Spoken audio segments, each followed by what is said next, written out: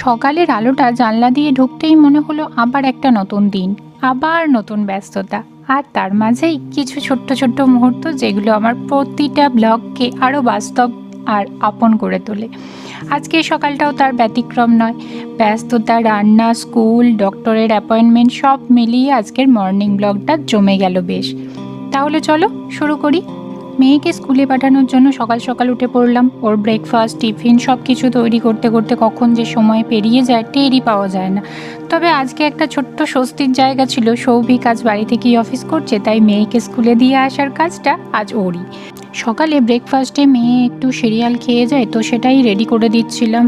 একটু দই দিয়ে আর একটু গুড় দিয়ে খেতে ভালোবাসে, তো সেটাই রেডি করে দিলাম। আর ওদিকে আমাদের জন্য একটু কফি বানাতেও বসিয়ে দিলাম। আর সঙ্গে সঙ্গে তো এদিকে রান্নার কাজ সারতেই হবে, কারণ এই সময়টা মনে হয় দশভুজা হলে ভালো হতো। আর সকালের কফিটা তো মাস্ট, তো সেই জন্য দুজনে একটু কফি নিয়ে বসে পড়লাম। এদিকে সৌভিক কাজ করছে, আমিও ওর পাশে একটু বসে কফিটা খেয়ে আবার চলে এলাম রান্নাঘরে বাকি কাজগুলো সারতে। আজ বৃহস্পতিবার, তাই ভেবেছি একটু নিরামিষ করব। আলু পোস্ত আর মেয়ের প্রিয় টকের ডাল। ও কাঁচা আম দিয়ে টকের ডালটা আর আলু পোস্ত খেতে ভীষণ ভালোবাসে, কিন্তু আমি আবার শুধু আলু পোস্তটা খেতে পারি না, তাই ওতে একটু বিনস অ্যাড করে দিয়েছিলাম। এদিকে ওর বেগুন ভাজা আর রুটি নিয়ে যাবে বলেছিল টিফিনে, সেটাও রেডি করে দিলাম।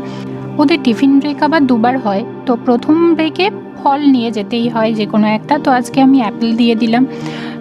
তা বেরিয়ে যাওয়ার পর আমি এদিকে আমার বাকি রান্নাটা সেরে নিলাম। আর এইভাবেই সকালের অল্প কিছু কাজ যেগুলো বাকি ছিল সেগুলোও সেরে নিলাম।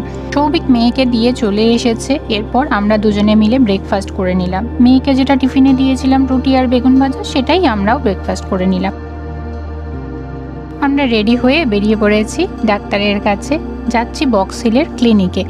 বাসে যাব ঠিক করলাম, এতে একটু তাড়াতাড়িও হবে আর সৌভিককে ফিরে এসে তো কাজও সারতে হবে। ক্লিনিকে পৌঁছে অ্যাপয়েন্টমেন্ট টাইম পর্যন্ত একটু অপেক্ষা করতে হলো। তারপর অ্যাপয়েন্টমেন্টের টাইম অনুযায়ী ডক্টরের কাছে ডাক পড়লো। ডক্টর দেখানো শেষ পর্যন্ত হলো, দিয়ে আমরা চলে গিয়েছিলাম একটু কেমিস্ট ওয়্যার হাউসে। সেখানে আমার কয়েকটা অয়েল নেওয়ার ছিল, সেইগুলো নিয়ে আবার গেলাম একটু সবজি মার্কেটে। সেখানে নিলাম একটু কাঁচা মিঠা আম আর একটা টক কাঁচা আম। তারপর তো বাড়ি ফেরার পালা। সব কাজ শেষ করে বাড়ি ফিরতে ফিরতে মনে হচ্ছিল একটা সকাল কত রকম গল্পে ভরে থাকে।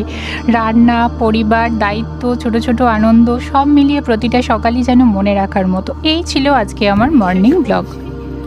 আবার দেখা হবে খুব তাড়াতাড়ি।